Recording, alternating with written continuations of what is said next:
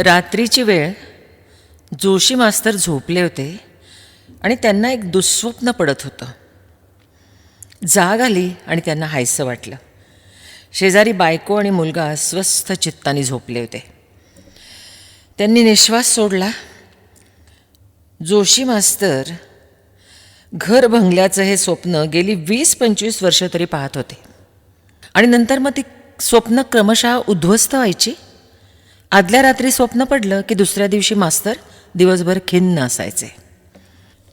उद्याही अशीच खिन्नता आली तर प्रवास करायचा आहे. प्रवास रहित करूया का? शक्य आहे का? Impossible, totally impossible. सगळीच संकटं टाळता येत नाहीत काही. रामपूरला जायलाच पाहिजे. आणि हे संकट कसलं? ही तर आनंदाची गोष्ट आहे. प्रमोशनवर बदली झाली आहे. रामपूरच्या आबासाहेब पाटील महाविद्यालयाचे प्राचार्य म्हणून आपण जातो आहे. आर्ट्स सायन्स कॉमर्स कॉलेज, आपल्याच एज्युकेशन सोसायटीचं रामपूरचं कॉलेज. आपण अनुभवी, प्रमोशनला ड्यू तर होतोच. आता ते झालं, मग आता रामपूरला जायला नको? आनंद आहे त्यात. प्राचार्य झालो आहे आपण. इंजिनियर डॉक्टर नाही झालो, पण जन्मभर मास्तरकी नाही केली. कारण जन्मभर मास्तर राहायचंच नव्हतं. प्रगती करायची होती म्हणून तर DED, नंतर BEd केलं, नंतर MA केलं, MAd केलं. साध्या शाळा मास्तरचे प्राध्यापक झालो. प्राध्यापक म्हणून भरपूर अनुभव मिळाला. आज या धडपडीचं फळ मिळतं आहे. काल भाषणामध्ये सगळ्यांनी आपल्या जिद्दीचं, कष्टाचं, चिकाटीचं केवढं कौतुक केलं. सगळे म्हणाले योग्य तेच घडतं आहे. आपण प्राचार्य झालोय. आबासाहेब पाटील कॉलेज जॉईन करतो आहे. वाह! आता ते कॉलेज नावारूपाला आणूया. मस्त. खूप नव्या ॲक्टिव्हिटीज सुरू करूया. कॉलेजची भरभराट करूया. ते एक आदर्श कॉलेज करूया. खूप काही करता येण्यासारखं आहे आपल्याला. खूपच वाव आहे. कर्तृत्व गाजवायची संधीच आहे ही. अशी संधी क्वचितच मिळते आणि आपल्याला ती मिळाली आहे. आणि आपण कपाळकरंटेपणा करायचा? जुनं विसरायला हवं. इलाज नाही. रामपूरला जायलाच हवं. पुन्हा एकदा रामपूर. गादीवर पडून राहायचा कंटाळा आला म्हणून उठले. त्यांनी चष्मा लावून घड्याळात पाहिलं तर पहाटेचे 3 वाजले होते. त्यांना एकदम खूपच कंटाळवाणं वाटायला लागलं. इतक्या पहाटेपासून उठून करायचं काय? गाडी तर 7:30ची आहे. आवरायला लागावं तर त्या खुडबुडीनं बायको जागी होणार. वाचत बसावं तर जागा इतकी लहान की दिवा लावला तर बायकोच्या डोळ्यावर उजेड. म्हणजे असंच कंटाळवाणं गादीवर पडून राहावं लागणार. हे लहान जागा असण्याचे तोटे. रामपूरला अशी जागेची अडचण असणारच नाही. प्राचार्यांना क्वार्टर आहे म्हणे आता. म्हणजे रामपूर सुधारलं आहे, पूर्वीसारखं राहिलेलं नसणार.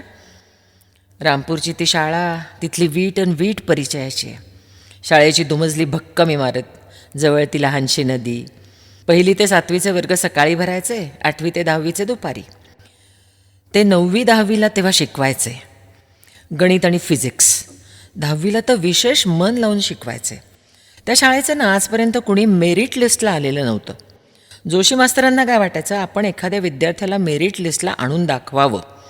शाळा सुटल्यावरही ते जादा तास घ्यायचे. मागं कसलाच पाश नव्हता. पूर्ण वेळ शाळेला देता येत होता. शाळेच्या जवळच राहायचे ना ते. अगदी 2च खोल्यांची जागा, लहानशी पण स्वतंत्र. भोवती बाग होती छान, एक स्वयंपाकघर आणि एक झोपायची खोली. त्यांच्या या खोलीला ना एक खिडकी होती. तिथून झुळझुळझुळ वारं यायचं थंडगार. पलीकडंच ती लहानशी नदी होती, एखाद्या ओढ्याच्या आकाराची. पावसाळ्यात पाण्यानं फुगली ना तरी आपली मर्यादा न ओलांडणारी. मास्तर खिडकीतून त्या नदीकडं बघत बसायचे. 22-23 वर्षांचं कोवळं वय होतं. ओठावर उशिरा फुटलेलं आणि नुकतंच दिसायला लागलेलं मिसरूड. चेहऱ्यावर तारुण्याचं लखलखीत तेज.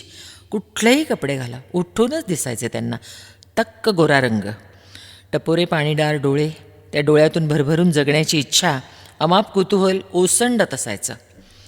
अंगात प्रचंड सळसळता उत्साह. जे घडेल ते, जे समोर येईल ते, सगळं काही स्वीकारण्याची उमेद. मन ताजतवानं, टवटवीत. मुलांना शिकवताना रंगून जायचे. पहिलीच नोकरी होती आणि ही नोकरी किती करू आणि किती नको असं व्हायचं जोशी मास्तरना. वर्ग कसा हसता खेळता पाहिजे. मुलांना शिकण्यात रस वाटला पाहिजे. मुलं शाळेला आणि जोशी मास्तरना चिकटली पाहिजेत. जोशी मास्तरना मुलांनी स्वतःच्या आईवडिलांपेक्षाही जास्त मानलं पाहिजे. जोशी मास्तर हे त्यांचं दैवत बनलं पाहिजे. आणि तसंच झालं होतं. जोशी मास्तर मुलांचे लाडके झाले होते. आता पुन्हा इतक्या वर्षांनी तिथं जाऊन तसं प्रेम मिळेल का? पण मिळवायला हवं. जोशी मास्तरांच्या मनावर जरा दडपणच आलं बरं का. पुन्हा रामपूर, तेच गाव, तीच माणसं, पुन्हा तिथं जायचं. तिथं सुनीता असेल, प्रताप असेल. तो पुन्हा दिसला तर? मास्तर नर्वस झाले. छातीत धडधडलं. असं घाबरून नाही चालणार. आपण त्या प्रसंगानंतर 20 वर्षांनी मोठे झालो आहोत. आपल्यात मॅच्युरिटी आली आहे. आपणही टक्के टोणपे खाल्लेत, जगाचा अनुभव घेतला आहे. आपण आता घाबरट नवखे जोशी मास्तर राहिलेलो नाही आहे. आपण आता प्राचार्य श्रीयुत वसंतराव राजाराम जोशी झालेले आहोत. बी ब्रेव्ह. जोशींनी स्वतःला धीर दिला. शेजारी झोपलेल्या बायकोनं कूस बदलली. तिची झोप चाळवली होती. किती वाजले? गाडी चुकायची. तत्परतेनं ती उठली. 5 वाजलेत. अगो बाई, मला उठवायचं नाहीत का? काय करायचं तुला इतक्या लवकर उठून? काय म्हणजे? पुऱ्या करायच्या आहेत. तिखट मिठाच्या करते, तुम्हाला आवडतात ना? विरजलेला दही भात, बटाट्याची भाजी, मस्तपैकी खोबऱ्याची चटणी असं घेऊन जा. काल गुळाच्या पोळ्या केल्यात रात्री, त्याही न्या. हां, गुळाच्या पोळ्या कधी केल्यास तू? तुम्ही वसूकडं गेला होतात ना, तेवढ्यात केल्या. अगं कशाला एवढं? अहो पोळ्या टिकतात. पहिले 2 दिवस तरी हॉटेलात नको जायला म्हणून केल्या. क्वार्टर मिळाली, तुमचं बस्तान बसलं की कळवा. आम्ही दोघं सामान पॅक करायला येतोच. मग इकडे या आणि आम्हाला घेऊन जा. असं म्हणत ती उठलीच. जोशींकडे बघत ती म्हणाली, मला म्हणताय लवकर कशाला उठलीस म्हणून, आणि तुम्हीच लवकर उठून बसलाय. अजून झोपा की तासभर. चहा टाकला की उठवते. नको नको, मीही उठतोच, हळूहळू आवरतो. गादीवर पडून राहिलो तरी झोप नाही लागणार आता. ती हसली, म्हणाली, कबूल करणार नाही ना तुम्ही? पण प्रवासाला जायचं म्हटलं की तुम्हाला टेन्शन येतच. रात्रभर जागे असता आणि सारखं घड्याळ बघता. बरोबर ओळखलं, अशा अर्थाने सर हसले. आता काय बाई, तुम्ही प्राचार्य, प्रिन्सिपल, नीटनेटके राहा. मी येतेच आहे हो. रोज इस्त्रीचे कपडे पाहिजेत, रोज टाय लावायचा, कसं पॉश दिसलं पाहिजे. प्रिन्सिपल साहेब शोभले पाहिजेत. त्यांनी आपल्या साध्या सुध्या घरगुती बायकोकडे बघत मान हलवली. आपण प्राचार्य झाल्याचं ऐकून सुनीताला काय वाटेल? तिला ते कधी माहीत तरी होईल का? ती कुठं असेल सध्या? रामपूरमध्ये भेटेल? ती खरंच भेटली तर? जोशींच्या छातीत पुन्हा धडधडलं. वाटलं नकोच ते प्रमोशन. इथंच याच गावात राहूया. चेअरमनना कळवूया इथं सगळं चांगलं आहे, मी इथंच राहतो. पण हा तर पळपुटेपणा झाला. आपण घाबरटच आहोत बाबा. प्रताप म्हणाला ते खरंच आहे. भेकड, गांडू म्हणाला तो आपल्याला त्या दिवशी. आपण तसेच आहोत. जोशींना खूप उदास वाटायला लागलं. त्यांनी यांत्रिकपणे सगळं आवरायला सुरुवात केली. दात घासणं, बायकोनं दिलेला चहा, पुन्हा चहा, मग अंघोळ, पूजा, नंतर पुन्हा चहा, चहाबरोबर सक्तीनं गिळलेला उपमा. त्यानंतर मुलानं रिक्षा आणून दिली. रिक्षात मुलानं आणि बायकोनं सामान आणून भरलं. ते नुसते बघत उभे राहिले. मुलगा स्टँडवर पोहोचवायला आला. बायकोनं घराच्या दारातूनच निरोप दिला. मुलानं रिक्षाचे पैसे दिले, सामान उतरवलं. रामपूरची एसटी शोधून काढली. त्यात त्यांना बसवलं. रिझर्वेशन तर होतंच, मुलानंच काढून आणलं होतं. त्यानं एसटीत त्यांचं सामान ठेवून दिलं. ड्रायव्हरच्या मागची सीट त्यांना मिळाली होती. पाय पसरायला भरपूर जागा. त्यांची एक बॅग वरच्या रॅकवर अगदी फिट्ट बसली. दुसरी सीटच्या खाली नीट मावली. पायाशी लहानसा होल्डर, त्याच्याजवळ खाण्याची पिशवी आणि पाण्याची बाटली. सामान तरी सगळं नीट बसलं होतं. मुलगा एसटीच्या बाहेर त्यांच्या खिडकीजवळच उभा राहून, आईची काळजी करू नका, मी आहे, असं काही काही सांगत होता. एकदाची एसटी सुटली तर बरं असं त्यांना वाटत होतं. त्यांची बेचैनी ना वाढायला लागली होती. इतक्यात प्राध्यापक दामले, प्राध्यापक काळे, प्राध्यापक थोरात, हेड क्लार्क दळवी सगळी लोकं त्यांना निरोप द्यायला आली. त्यांचे काही चुणचुणीत आणि हुशार विद्यार्थीनीही आल्या. सर तुम्ही नाही तर मला कॉलेजला आता यावंसं सुद्धा वाटणार नाही, असं मृणाल पाटील म्हणाली. आणि आपला आत्मविश्वास परत मिळाला आहे असंच त्यांना वाटलं. We will miss you a lot sir. नाईलाज आहे, सहन केलं पाहिजे. प्रमोशन म्हणजे प्रश्नच नाही. You have to go. You are lucky. चांगला चान्स मिळाला आहे. इत्यादी विविध उद्गार जमलेल्यांनी निरोप देताना काढले आणि त्यांना खरंच खूप बरं वाटलं. अखेर एसटी हलली. गाडी वळून माणसं दिसेनाशी होईपर्यंत सर्वांना हात हलवून निरोप देत होते. त्यांनी गाडीत नजर टाकली. गाडी पॅक होती. गाडीच्या क्षमतेच्या दुप्पट माणसं भरली होती. त्यात दिवस पावसाचे, त्यामुळं घाण आणि गोंधळ. पूर्वी रामपूरच्या गाडीला इतकी गर्दी नसायची. रिझर्वेशन तर लागायचंच नाही. आरामात जागा मिळायची. निवांतपणे प्रवास करताना खूप मजा यायची. पण आज मात्र गर्दीचा कळस झाला होता. ड्रायव्हर सुसाट वेगानं गाडी चालवत होता. कचाकच ब्रेक दाबत होता. माणसं एकमेकांच्या अंगावर कोसळत होती. गाडीत म्हातारे कोतारे खेडूत भरले होते. बाया बापड्या होत्या. खूप सामान सुमान, गाठोडी, पोती. गाडीला जर चुकून अपघात झाला तर आश्चर्यकारकरित्या वाचण्यासाठी एक तानं मूलही गाडीमध्ये होतं. खरंच गाडीला अपघात झाला तर रामपूरला जाणंही नको, प्रवासातच मृत्यू. आपला मुलगा तर मोठा झाला आहे आता, तो त्याच्या आईला सांभाळेल. आपण मेलो तर काहीच बिघडत नाही. आपल्या वाचून कोणाचंच काही अडणार नाही आहे. एस टीतल्या एवढ्या गर्दीत एकटेच असलेले मास्तर खिडकीबाहेर बघत बसून राहिले. पीरदेव गेलं, नागदेव गेलं. जोशीमाळा आणि गणेशवाडीला बरीच माणसं उतरली. बरीच नवी चढली. जोशी सरांनी गणेशवाडीला चहा घेतला. ते फ्रेश होऊन आले. गाडी सुरू झाली. पाऊस पूर्ण थांबला होता. रामपूर अजून तसं दूर होतं. चांदेवाडी, नागोठणं, नारायणमाळा, सीताबाग आणि मग रामपूर. सीताबागचे पेंढारकर मास्तरांना एकदम त्यांची आठवण झाली. कसे दिसतात ते, कुणास ठाऊक. खिडकीच्या गजाला गाल टेकवून जोशी सर बाहेर बघत बसले होते. झाडं शेतं मागं पळत होती. गार ओले वारे त्यांच्या अंगाला झोंबत होते. सगळीकडे हिरवंगार, हिरव्या रंगाच्याच अनंत छटा. झाडं स्वच्छ धुवून निघालेली. सगळे डोंगरमाथे चढउतार हिरव्या गवतानं आणि पांढऱ्या पिवळ्या गवत फुलांनी फुलून उठलेले. पिवळ्या उन्हात गवतपात्यावरचं पाणी लाखो हिरे झगमगावेत तसं लखलखत होतं. सर भारून गेले. हिरव्या रंगाचं गारूड जोशी सरांवर झालं होतं जणू. सर आत येऊ? ये. तुम्ही बोलावलंत? तूच सुनीता देवल का? सराफ कठ्ठ्याला देवलवाड्यात राहतेस ना? हो, आमचा वाडा आहे सर. बैस. मुद्दाम तुला बोलवलं आहे. तुझे 9वीचे मार्क्स बघितले, 88% आहेत. तू अभ्यास केलास तर मेरिट लिस्टला येशील. तुझी सगळी तयारी मी करून घेईन. तुझं काम एकच, एकदम मनापासून आणि झटून अभ्यास करायचा. मी मेरिट लिस्टला कुठली येते सर? इतकी काही मी हुशार नाही आहे काही. आहेस, तुला त्याची जाणीवच नाही आहे. गणित स्कोरिंगचा विषय आहे. खूप अभ्यास कर, पैकीच्या पैकी मार्क्स पडतील. मी आहे ना. पण मला गणिताची इतकी आवडच नाही आहे सर. मला आर्ट्सच आवडतं. संस्कृत, मराठी, कविता, कथा हेच सगळं आवडतं मला. संस्कृत चांगलंच आहे तुझं, तोही स्कोरिंगचा सब्जेक्ट आहे. गणित आणि संस्कृत दोन्ही पक्क कर ना, भरपूर मार्क्स पडतील. तुझं नाव यादीत झळकेल.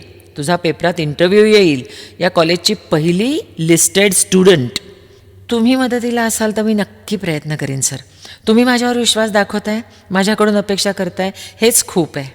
तू आहेसच तशी. उद्यापासून ये. आईबाबांना आधी विचारू का? आईबाबांना विचारावं लागतं का? हो. बापरे, का बुवा, कडक आहेत का? नाही, बाबा खूप कामात असतात, त्यांचं लक्षच नसतं. आईचं मात्र खूपच लक्ष असतं. नोकरी करते? हो. कुठे? बँकेत.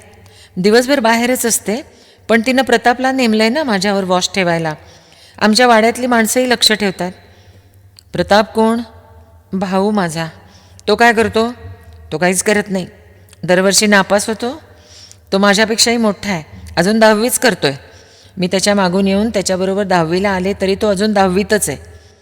तो एकच काम करतो दिवसभर, म्हणजे शाळा सुरू झाल्यापासून शाळा सुटेपर्यंत. मी कुठं जाते, काय करते, त्याचा रिपोर्ट रोज संध्याकाळी आईला देतो. मग आई काय करते? शिक्षा. शिक्षा म्हणजे काय? मारते ना. कशानं? हाताने. इतकी काही भयंकर शिक्षा नाही ना? नाही नाही. बरं झालं. तिला माझी काळजी वाटते ना. का? माझी एक बहीण आहे सर्वात मोठी, ते एका मुलाबरोबर पळून गेली. दोघांनी लग्न केलं आहे ना? हो. सुखात आहेत ना? हो. त्यांना मुलंही झालं आहे. तो श्रीमंत आहे, स्वभावानं चांगला आहे. दोघं कारमधून हिंडतात, बंगल्यात राहतात. मग चांगलंच झालं आहे की. यात काय ऑब्जेक्शन घेण्यासारखं आहे? तो मुसलमान आहे सर, एवढंच फक्त. असे ना का? असं तुम्हाला वाटतं? आईला काळजी वाटते की आपली मुलगी एक दिवस मुसलमान होईल. हे पा, तिला मनापासून मुसलमान धर्म स्वीकारावा असं वाटलं आणि तिनं तो स्वीकारला, तर काय बिघडलं? हां, जबरदस्ती होता कामा नये, बस एवढंच. जबरदस्ती करण्यात पाप आहे. जबरदस्ती मग ती कुठलीही असो, ती करण्यात पाप आहेच. प्रत्येकाला स्वातंत्र्य हवं. आईला नाही ना तसं वाटत. खरं म्हणजे तोही आपला धर्म पाळत नाही, नमाज पढत नाही, मशिदीत जात नाही आणि ही सुद्धा हिंदू धर्म पाळत नाही, पूजा बिजा काही करत नाही. लग्न त्यांनी रजिस्टरच केलं आहे, मुलीचं नाव तान्या ठेवलं आहे, म्हणजे रशियन. धर्माचा प्रश्नच नाही. त्या दोघांच्या रोजच्या आयुष्यामध्ये हे असं चालतं. अच्छा, म्हणून तुझ्या आईचं तुझ्यावर इतकं लक्ष असतं होय. काळजी घे हां, कुणाबरोबर पळून बिळून जाऊ नकोस आणि कुणाच्या प्रेमातही पडू नकोस. सर, तुम्ही खूप चांगले आहात. तुमचे विचार खूप पुढारलेले आहेत. अशी उदारमताची माणसं आवडतात मला. तूही चांगली आहेस, साधी, सज्जन, समजूतदार आणि वयाच्या मनानं मच्युअर. मी नक्की शिकवणीला येईन सर. आईला समजावेन, खूप अभ्यास करेन. उद्यापासून यायचं, वाट बघतोय मी. आणि मग ती येतच राहिली. जोशी मास्तर मन लावून तिला शिकवायचे. तीही खूप अभ्यास करायची. जोशी सरांनी दिलेल्या प्रश्नपत्रिका ती रात्री जागून जागून सोडवायची. त्यात तिला 95% मार्क पडायचे. वर्गातल्या सराव चाचण्यातसुद्धा ती पहिली असायची. शाळेचे हेडमास्तर जोशी सरांवर खुश होते. सुनीताच्या आईवडिलांनाही आनंद व्हायचा. सुनीतानं जोशी सरांकडे कधीही कितीही वाजता अभ्यासाला जायला त्यांची काहीच हरकत नव्हती. जोशी सरांवर त्यांचा पूर्ण विश्वास होता. एक दिवस ती म्हणाली, सर, मी तुमच्याकडे येते ते प्रतापला आवडत नाही हो. का गं, अभ्यासालाच येतेस ना? त्याला माझं अभ्यासात हुशार असणंच आवडत नाही ना. तो नापास होतो आणि मी मेरिट लिस्टमध्ये येऊ शकते हे त्याला सहनच होत नाही. त्याचा अहंकार दुखावला जातो सर. साहजिकच आहे, पण तू त्याची चिंता नको करूस. स्त्री पुढं गेलेली पुरुषाला चालत नाही. स्त्रिया आता शिकायला लागल्या आहेत, सगळीकडे चमकत आहेत, मग पुरुषाला मत्सर वाटतो. दलित शिकतात, पुढं जातात, उच्चवर्णीयांना विषाद वाटतो. आपण तिकडे लक्ष द्यायचं नाही. मुख्य म्हणजे भांडत बसायचं नाही. भांडणात शक्ती फुकट जाते. मिळालेल्या संधीचा फायदा घेत दोघांनीही स्वतःची प्रगती साधून घ्यायची. हा संक्रमण काळ आहे. काही दिवसांनी पुरुषांना आणि उच्चवर्णीयांना स्त्रिया आणि दलित आपल्या बरोबरीचे आहेत असंच वाटेल. त्यांचा विरोध मावळेल. सर, तुम्ही किती छान समजावून सांगता हो. किती तटस्थपणे आणि किती मुळापासून विचार करता. मला आवडतं बाई. चल, अभ्यासाला लाग. माझी स्तुती पुरे. ती रोज यायची. त्याच्या खोलीवरच निम्मा वेळ अभ्यास, निम्मा वेळ गप्पा असं चालायचं. गप्पा कधी कधी नदीकाठी व्हायला लागल्या. एक दिवस ती साडी नेसून आली. त्यानं प्रथमच तिला साडीत पाहिलं. रोज ती युनिफॉर्ममध्येच असायची. साडी, त्याला मॅचिंग ब्लाऊज, गळ्यात सोन्याचं सर, हातात सोन्याच्या नाजूक बांगड्या, कानात सोन्याची आकर्षक कर्णफुलं, केसांची सैलसर वेणी आणि त्यावर जुईचा दाट गजरा, कपाळाला कुंकू, फार आकर्षक दिसत होती. जोशी मास्तरांना ती त्या क्षणी मोहात पाडूनच गेली. हवी हवीशी वाटली. फार मस्त दिसतेस हां, ते तिच्या खांद्याला स्पर्श करत म्हणाले. सर, आम्ही साडी डे करतोय आज. सगळ्याच जणी साड्या नेसून येणार आहेत. खूप मोठी दिसतेस साडीत. सर एवढंच बोलले. मी सांगायला आली आहे सर, आज क्लासला नाही येता येणार. का? आज संध्याकाळी शाळा सुटल्यावर आम्ही पार्टी पण करणार आहोत ना सर. मी तिकडे जाणार आहे. बरं ठीक आहे. जोशी सर अगदी नाईलाजानं म्हणाले. ती संध्याकाळ फार बेचैन झाली त्यांची. एका वेगळ्याच भावनेनं त्यांना झपाटून टाकलं होतं. दुसऱ्या दिवशी ती आली, पुन्हा युनिफॉर्म. आज साडी नाही वाटतं. अय्या, रोज कशी नेसणार? एकच दिवस आपली मजा. आज अभ्यास नकोच, नुसत्या गप्पा मारूया. मी दोघांसाठी कॉफी करतो. मी करते ना. मिळून करूया. दोघांनी मिळून कॉफी केली. तसं करताना एक दोनदा एकमेकांना स्पर्श झाला. सर बावचळूनच गेले. सर, मला इंजिनियर व्हावंसं वाटतंय आता आर्ट्स नको. वा, खूप चांगली महत्त्वाकांक्षा. पण आई नकोच म्हणते. ती म्हणते मुलींनी इतकं शिकून काय करायचं आहे, मग लग्न जमत नाहीत म्हणे. सरांच्या मनात आलं, अरे ही खरंच खूप बुद्धिमान मुलगी आहे. इंजिनियर होऊ शकते. आपण आत्ता हिची तयारी करून घेतोय हे खरं, पण आपण मास्तर ते मास्तरच राहणार. पुढं ती आपल्याकडे ढुंकूनही पाहणार नाही. पुढच्याच वर्षी पुण्या मुंबईला शिकायला जाईल, पुन्हा भेटणारही नाही. सर, ते प्रतापला डोनेशन भरून शिकवतील, पण मला मेरिटला आले तरीसुद्धा शिकवणार नाहीत. लग्नच करून टाकतील माझं. मला बाई भीती वाटते. मी काय करू सांगा ना सर, तुम्ही बरोबर सल्ला द्याल. अगं आत्तापासून कशाला त्याचा विचार करतेस? विचार केला पाहिजे ना सर. मला खूप शिकावंसं वाटतंय. तुम्हीच माझ्या मनात महत्त्वाकांक्षा जागृत केली आहेत. मी काही लवकर लग्न करणार नाही. मुख्य म्हणजे आई बाबा सांगतील त्या माणसाची तर मुळीच नाही करणार. मी माझ्या आवडीच्या माणसाशीच लग्न करीन. तसंच होईल, काळजी करू नको. तुला एक सांगू? हां, आपल्या आयुष्यातले बरेचसे प्रश्न हे आपोआप सुटतात. बहुतेक संकटं आपोआप नाहीशी होतात. जी उरतात ती कालांतरानं सौम्य होतात. संकटांना काही नेहमी तोंड द्यावं लागतंच असं नाही आहे. काही संकटांना ओलांडून जाता येतं, वळसा घालून जाता येतं. काही संकटं चुकवता येतात, काही उद्यावर ढकलता येतात. तुझं संकटसुद्धा आपोआप टळेल. सर, तुम्ही किती छान समजावून सांगताय. खूप धीर येतो बाई मला. तुम्ही मला खरंच फार आवडता. असं का? कॉफी पिऊन झाली ना? पळा आता घरी. सर, मला ना तुमच्याशी जरा महत्त्वाचं बोलायचं आहे. उद्या आपण भेटूया. कशाला? सरांची कांचिलं तापली. उद्या सांगते की शाळेच्या मागं या, नदीच्या काठावर. अगं पण कशासाठी? एक वस्तू द्यायची. मी वाट बघते. कसली वस्तू? उद्याच देईन. नदीकाठी, पिंपळाखाली, दगडी कट्ट्यावर. ती निघून पण गेली.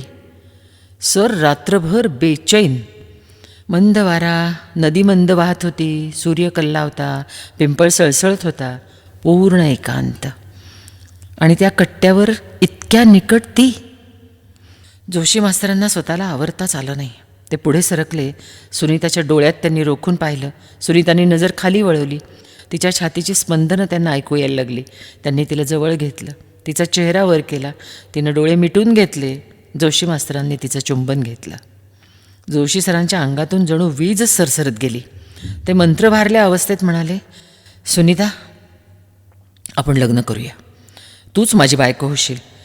जरा धीर धरावा लागेल. अजून तू लहान आहेस. 18 वर्ष पूर्ण होऊ देत. मग आपल्याला कोणीच अडवू शकत नाही. तुझे आईवडील, तुझा भाऊ, कोणीच नाही. आपण कायदेशीर लग्न करू. सर, मी तुमच्याशी आणि फक्त तुमच्याशीच लग्न करेन. मी तुमच्याशिवाय जगूच नाही शकणार सर. हेच सांगायला मी इथं बोलवलं आहे तुम्हाला.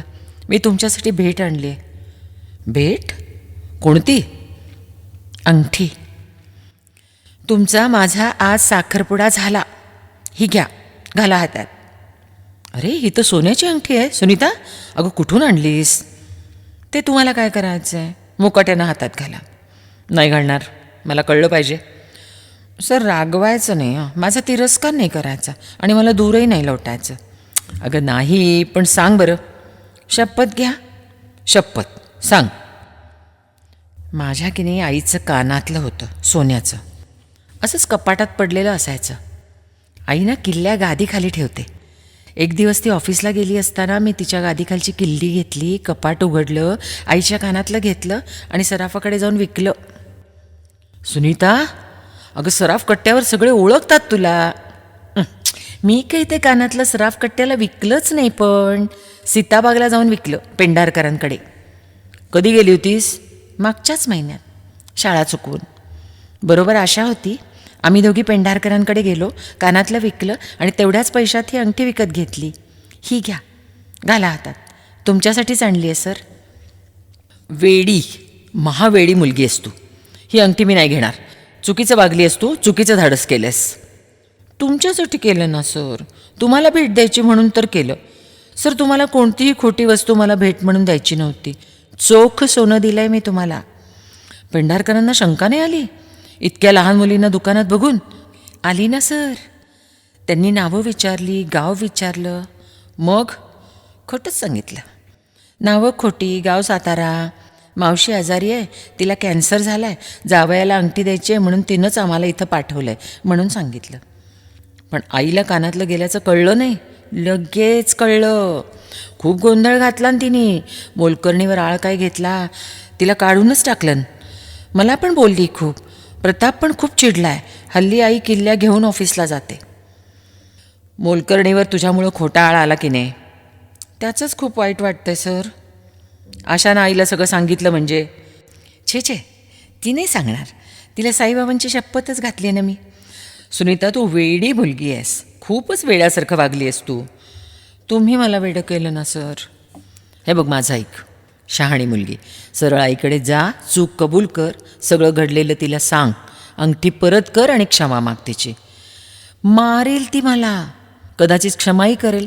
मारलं तरी मार खा, पण चुकीचं वागू नकोस.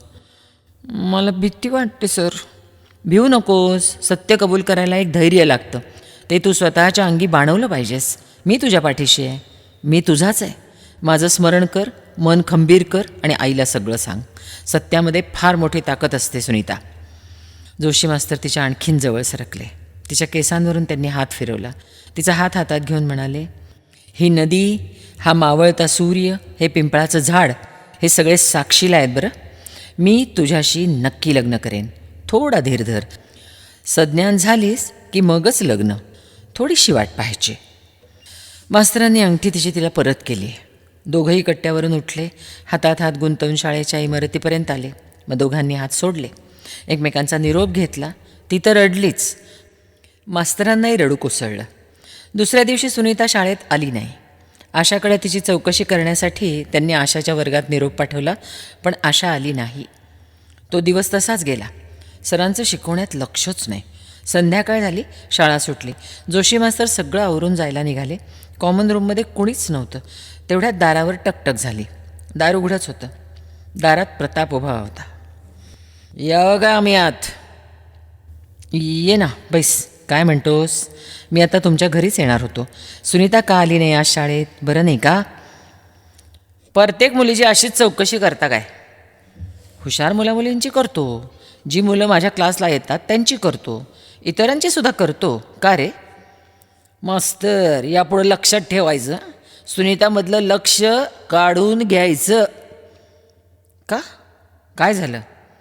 मला सगळा प्रकार आशानं सांगितला आहे. तुमच्या पायी माझ्या वहिनीनं चोरी केली, ती खोटं बोलली, माझ्या हातचा जबरदस्त मार खाल्लाय तिनं. मी तिला समजावलं आहे. चूक कबूल करायचं सांगितलं आहे. मास्तर, आज मार खायची पाळी तुमची आहे. माझ्या बहिणीला फूस लावता वे. हां, अल्पवयीन मुलीचे मुख्य घेता, तिला लग्नाची वचनं देता, शाळेच्या मागं नदीकिनारी बसून तिच्या अंगावरनं हात फिरवताय. तुम्हाला काय वाटलं? तुम्हाला कोणी बघितलं नसेल आणि माझ्यापर्यंत या गोष्टी येणारच नाहीत असं वाटलं काय तुम्हाला? प्रताप, अरे तुझा गैरसमज होतो आहे काहीतरी. मी तुझ्या बहिणीच्या अंगाला हात लावला, मी कबूल करतो की. पण माझं तिच्यावर प्रेम आहे. मी तिच्याशी लग्न करणार आहे. तिला 18 वर्ष पूर्ण झाल्यानंतरच आम्ही लग्न करणार आहोत. प्रतापनं जोशी मास्तरांच्या खाडकन मुस्काळात भडकवली. मास्तर कळवळले. माझ्या बहिणीशी लग्न लावतोस? कुणाला विचारून? कोणाच्या परवानगीनं? आणि कुणी ठरवलं हे लग्न? आम्ही दोघांनी ठरवलं आहे. मी रीतसर तुमच्याकडे मागणी घालायला येणार आहे. कुत्रीच्या मागणी घालतोस होय माझ्या बहिणीला? प्रतापनं सरांच्या पोटात एक गुद्दा लगावला. सर कळकळून खाली कोसळले. केविलवाण्या स्वरात म्हणाले, प्रताप, भानावर ये. वेडेपणा करू नकोस. तू विद्यार्थी आहेस माझा. मी गुरु आहे तुझा. गुरुच्या अंगावर हात टाकायचा नसतो. खाली कोसळलेल्या जोशी मास्तरांना उभं करत प्रताप म्हणाला, तू गुरु? काय रे भडव्या, हे शिकवणार काय तू आपल्या विद्यार्थ्यांना? तुझा विद्यार्थी म्हणून सांगायला सुद्धा मला लाज वाटते की रे. तू कसला रे गुरु? गुरु असा वागतोय काय? शिकायला आलेल्या मुलींना हाताळतोस काय ले का? माझ्या बहिणीच्या अंगाला हात लावायची हिंमत कशी रे झाली तुझी? प्रतापकडे बघत केविलवाण्या नजरेनं मास्तर म्हणाले, प्रताप, मला मारू नकोस. मला मारामारीची सवय नाही आहे. प्लीज मारू नकोस. लागतं रे. प्रताप भानावरच नव्हता. जोशी मास्तरांच्या पाठीत, पोटात, कमरेत प्रताप नुसत्या लाथा घालत होता. शेवटी जोशी मास्तरांना सहन होईना. गुरासारखे ओरडत ते म्हणाले, प्रताप, मला आणखी मारू नको. प्रताप, मी तुझी माफी मागतो रे. मी तुझ्या बहिणीशी असलेले सगळे संबंध तोडून टाकतो. तिच्याशी बोलणार नाही. मी तिच्याकडे बघणार सुद्धा नाही. तिच्याशी लग्न करायचा विचारही मी डोक्यातून काढून टाकतो. चुकलो रे बाबा, माफ कर. पण मला मारू नको रे. लागतंय रे प्रताप. सहन होत नाहीये बाबा, माफ कर मला. एवढ्यावर भागणार नाही. मग आणखी काय करू सांग? तू सांगशील ते करतो. ओठातून आलेलं रक्त पुसत, पोट आवळत रडव्या सुरात जोशी मास्तर म्हणाले, हे गाव, ही शाळा सोडून जायचं. जाईन.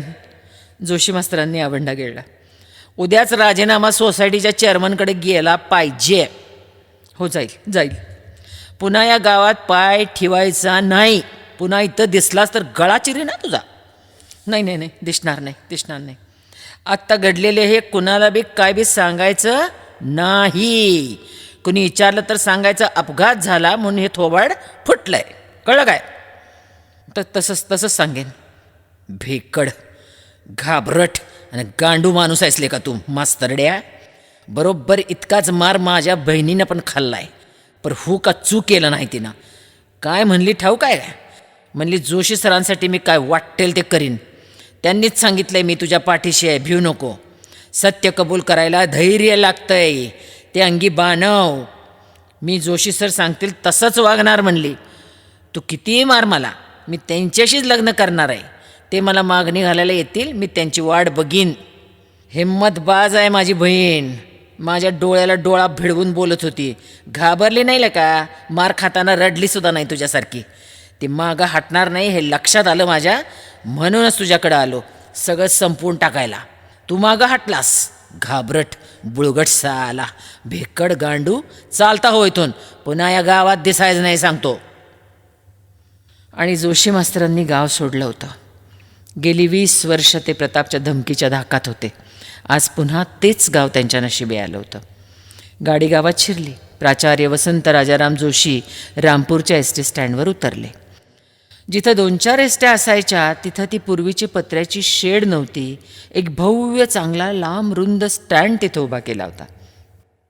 अनेक फलाटं, तिथं असंख्य गाड्या उभ्या होत्या. प्रत्येक फलाटावर माणसांची प्रचंड गर्दी होती. प्रत्येक फलाटाच्या शिरोभागी तिथून सुटणाऱ्या गाड्यांच्या गावांची नावं पेंट केलेली होती. 2 सफाई कामगार स्टँड झाडत होते. सर्वत्र फॅशनेबल कचराकुंड्या होत्या. त्यावर येथेच कचरा टाका अशा पाट्या होत्या. अस्वच्छता रोगराई गेली दूर, स्वच्छ सुंदर रामपूर अशा 2 पाट्या कुणालाही दिसतील अशा ठिकाणी लावल्या होत्या. स्टँडवर एक पॉश हॉटेल होतं. फळांचं दुकान, बेकरी, जनरल स्टोअर, चौकशी खिडकी. तिथं ऐकू येतील आणि कळतील अशा आवाजात गाड्यांविषयीच्या उद्घोषणा देणारी एक स्मार्ट तरुणी होती. प्राचार्यांचा काही विश्वासच बसेना. ते गोंधळले. त्यांनी आपलं सामान उचललं आणि रिक्षाकडे जायला लागले. तसं त्यांना जाताना बघून एक हमाल ओरडला, ओ साहब रिक्षा इधर नाही उधर आहे, कतार में खडे रहो. ते रांगेत जाऊन उभे राहिले. त्यांचा नंबर येताच रिक्षात बसले. कुठं जायचं साहेब? रिक्षावाल्यानं विचारलं. आबासाहेब पाटील कॉलेजला. रिक्षावाल्यानं मीटर टाकलं. रिक्षा धावायला लागली. अनोळखी शहरातून बावचळत जाणाऱ्या येड्या गाववाल्यासारखी प्राचार्याची अवस्था झाली होती. पूर्वीची कच्ची सडक नव्हतीच कुठे. पक्क्या काळ्या कुळकुळीत डांबरी 100 फुटी रस्त्यावरून रिक्षा धावत होती. माणिकलाल अँड सन्सच्या जागी 5 मजली प्रचंड इमारत उभी होती. असंख्य डिपार्टमेंटल स्टोअर्स होती. शोरूम्स होत्या. रस्त्याच्या दुतर्फा STD बूथ्स होते. Xerox copying centres, courier services, travel agencies, hotels, साड्यांची दुकानं, ज्वेलर्सची दुकानं, computer centre, TV showrooms, cyber cafes, स्पेशालिस्टांच्या कन्सल्टिंग रूम्स, म्युझिक सिस्टम्स आणि ऑडिओ व्हिडिओ कॅसेट्सची दुकानं. बापरे, हे रामपूरच आहे ना? त्यांनी नर्वस होत रिक्षावाल्याला विचारलं. काय विचारते साहेब, रामपूरच की. इथंच यायचं होतं ना तुम्हाला? बरोबर उतरलाय नव्हे? पण हे वेगळंच दिसतंय, सगळं बदललं आहे. असंच गाव आहे साहेब, काही नाही बदललेलं. एका आयलंडपाशी रिक्षा थांबवत रिक्षावाला म्हणाला. बदललं आहे हो, गाव बदललं आहे. माझ्या वेळी असं नव्हतं. प्राचार्यांचा आवाज थरथरला. लय वर्षांनी येत आहे काय? हो, 20 वर्षांनी. बाबा लय वर्ष झाली की हो. मग तुमचं बरोबर आहे. जरा सराफ कट्ट्याकडून गाडी घेता का? कॉलेजला जातानाच लागतो ना कट्टा. आता सराफ कट्टा हलवलं की साहेब. सगळी सराफी दुकानं मराठे चेंबर्समध्ये गेली. सराफ कट्ट्याला एक देवल म्हणून राहायचे, त्यांचा वाडा होता. तो पाडला की वाडा? पाडला? कधी येस? आता तिथे एक डिपार्टमेंटल स्टोअर आहे साहेब. सिग्नल मिळाला म्हणून रिक्षावाल्याने रिक्षा सुरू करत उत्तर दिलं. तो उजवीकडे वळला. इकडे कुठे नेत आहे? आबासाहेब पाटील कॉलेजला जायचं आहे ना? हो, मग तिकडंच नेतो आहे. अहो, नदीजवळ एक शाळा होती, तिथंच जवळ कॉलेज असेल ना? छ्या, नदीकाठी कुठली शाळा साहेब? ते आबासाहेब पाटील हायस्कूल, लांब राहिलं ते. त्यांचं कॉलेज इकडं आहे आता, हायवेच्या जवळ. कॉलेज आलं. प्राचार्यांनी पैसे दिले, रिक्षा सोडली. कॉलेजच्या आवारात त्यांच्या स्वागतासाठी माणसं उभीच होती. एक जण अजिजीनं म्हणाला, सॉरी सर, एकट्यानंच यावं लागलं. स्टँडवर माणूस पाठवला आहे, चुकामुक झाली असावी आपली. मी लेले, हे प्राध्यापक कुलकर्णी आणि हे काळे. नमस्कार चमत्कार झाले, चहापाणी झालं. प्राध्यापक लेल्यांकडेच दुपारच्या जेवणाची व्यवस्था होती. जेवण झालं. प्राचार्यांच्या निवासस्थानात त्यांचं सामान हलवलं गेलं. सोबत लेले जातीनं आले होते. कॉलेजच्या शिपायानं सामान नीट लावून दिलं. जागा आधीच साफसूफ करून ठेवली होती. प्रशस्त, मोठी, हवेशीर, भरपूर उजेड असलेली जागा. पाण्याची सोय चांगली, लेले माहिती देत होते. पण प्राचार्यांचं खरं सांगायचं तर कशात लक्षच नव्हतं. ते लेल्यांना म्हणाले, मला जरा तुमची स्कूटर देता का? बाहेर जायचं आहे, तासाभरात परत येईन. हो, रस्ते माहिती आहेत का? पण बदलले आहेत, पण मी नक्की शोधून काढेन. नाही, विचारत जा हवं तर. मी पूर्वी इथं होतो सर. काय सांगताय? हो, 20 वर्षांपूर्वी. मग सापडेल तुम्हाला. जरा विचारा म्हणजे झालं. इथं सराफ कट्ट्याला एक देवलवाडा म्हणून होता, तो पाडला असं कळलं मला. हो, 3 वर्षांपूर्वी पाडला. प्रतापराव देवलांचा एका अपघातामध्ये मृत्यू झाला. नंतर त्यांच्या बायकोनं तो विकूनच टाकला. ती आता मुंबईला असते. तिला 2 मुली आहेत. मी चांगला ओळखतो त्या फॅमिलीला. त्यांच्या मुली आपल्याच हायस्कूलमध्ये होत्या. सुनीता देवलला ओळखता? ती कुठं असते? ती माझी विद्यार्थिनी होती. ती होय, ती मुंबईलाच असते. लग्न झालं. एक मुलगा एक मुलगी आहे तिला. किल्ल्यात येत आहे ना? जरा जाऊन येतो. घ्या. प्राचार्य नदीकाठी आले. समोर शाळेची जुनी इमारत दिसेल अशी त्यांची अपेक्षा. पण तिथं शाळेची इमारत नव्हतीच. तिचा मागमूसही नव्हता. त्याच जागेवर एक मोठी बाग होती. बागेत घसरगुंड्या, झोपाळे, मुलं खेळत होती. ते नदीच्या किनाऱ्यावर आले. तिथं बरेच पर्यटक होते. एक बांधारा घालून नदीचं पाणी अडवलं होतं. बोटिंगची सोय केली होती तिथं. पोहण्याची सोय होती. पोहून आल्यावर कपडे बदलायला रूम्स होत्या. एक बिअर बार, स्नॅक बार होता. प्राचार्य रडवेलेच झाले. त्यांना वाटलं आपलं जुनं रामपूर एखाद्या भूकंपात जसंच्या तसं पृथ्वीच्या पोटात गाडलं तर गेलं नसेल ना? उकरून बघूया का? नक्की सापडेल. उरात बाण घुसल्यासारखे विद्ध होत ते पिंपळाचं झाड आणि पिंपळाखालचा कट्टा शोधायला लागले. तिथं पिंपळाचं झाड नव्हतं. झाडाखाली कट्टा नव्हता. मुळीच नव्हता. झडलेल्या पडलेल्या अवस्थेतला सुद्धा नव्हता. तो तिथं नव्हताच. अजिबातच नव्हता आणि नव्हताच. प्राचार्य भांबावून निस्तब्ध उभे राहिले. एकेकाळी सत्य असलेल्या गोष्टी कालांतरानं खरंच इतक्या मिथ्या होतात. काळाचा वेग इतका प्रचंड असतो. माणसाला सोसू नये, झेपू नये इतका. काळ इतका क्रूरपणे का वागतो? का तो नव्याला जुनं करतो, जुन्याला नष्ट करतो? काहीतरी रचायचं आणि नंतर ते विस्कटून टाकायचं. हा खेळ असंख्य अगणित युग तो का खेळतोय? सगळ्या चराचरावर तो असे वार का करतो? का त्यांना जखमा करतो? आणि नंतर पश्चात्ताप झाल्यासारखं त्या जखमा कशासाठी बऱ्या करत बसतो? सगळ्याच जखमा आज ना उद्या बऱ्या होतात हे किती चांगलं आहे. पण जखमा भळभळत राहत नाहीत. रक्ताचा गोठणं हा तर गुणधर्मच आहे, नाही का? जखमा बऱ्या होतात, जखमांचे व्रण होतात, खुणा राहतात, पण जखम शिल्लक राहत नाही. प्रताप या जगातच नव्हता. सुनीताचं स्वतःचं आयुष्य सुरू झालं होतं. प्राचार्यांना नवं आयुष्य सुरू करायचं होतं. आयुष्यातले बरेचसे प्रश्न आपोआप सुटतात. संकट सौम्य होतात. संकटांना नेहमी तोंड द्यावं लागतंच असं नाही. ती चुकवता येतात, टाळता येतात, उद्यावर ढकलता येतात. त्यांना वळसा घालूनही जाता येतं. भंगलेल्या घराच्या स्वप्नामधून जाग आल्यावर व्हायचं तसं काहीसं प्राचार्यांना झालं.